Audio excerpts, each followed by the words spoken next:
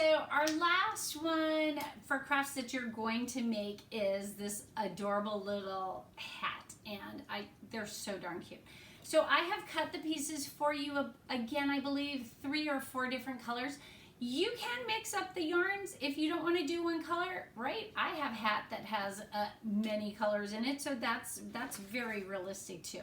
So what you're going to want to do is, however you decide, whether you're doing all one color or multiple colors, you want to get it all laid out kind of nice and straight. It's okay. I mean, they don't have to be perfect because we're not putting them on all at one time. We're just doing one strand at a time. So this one too, a little bit of time, but so cute and so worth it. So what you do, you take the piece of yarn, you're gonna hold it in a circle, so you've got the ends in this one, and then here, you're gonna put this part through, kind of like we made our yarn holders for the other, and then you just pull it through. Once you get it so that you get 2 or 3 done, it just goes a lot faster. It took me a couple times. It was like, what? So again, each one, you make the circle, put it through, fingers back through like this to pull those strings, pull it through the circle, and then pull it up. Now notice mine are beside each other, so don't pull it tight so that you can push it over there.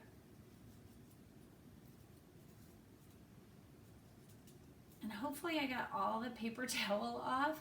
There was some sticky glue on a couple that I'm pretty sure I got it all off. So if it sticks to it, just keep pushing. I apologize. So you want them side by side. You don't want to wait to the end to push them over, but you can do it. Get it on there at least. Get the circle in. And then you can push it over. So again, they never end up, because once you get near the end, you know, you don't have that much space. You'll get down. So you're going to do this all the way around. And if you want to do other colors, I think that would be fine. You probably will want to do, if you're going to do like a pattern, you'll want to do at least 2 or 3 strands. And again, you'll be able to see how much it covers. So this is 4, so that's pretty good. I think it was like 50 all the way around. So just know, so it's been a couple minutes and we've gotten 4. So it does take time. The good thing with this, because it's not paint or glue, we don't have to worry about drying. You can take a break and come back to it at any point. So you're gonna do that all the way around. And when you're done, it'll look like this. I wanted to show you what it looks. So you kind of have like this little jellyfish with lots of crazy legs. So then you want to make sure they're all nice and straight down. One color, one strand, and again the long one is just fine. You're going to take it, hold it all together, and then you're going to wrap this around. And I wrapped it all the way around and then tied my knot. And before you pull it super tight, make sure you think that's enough as far as how much before you put the pom-pom.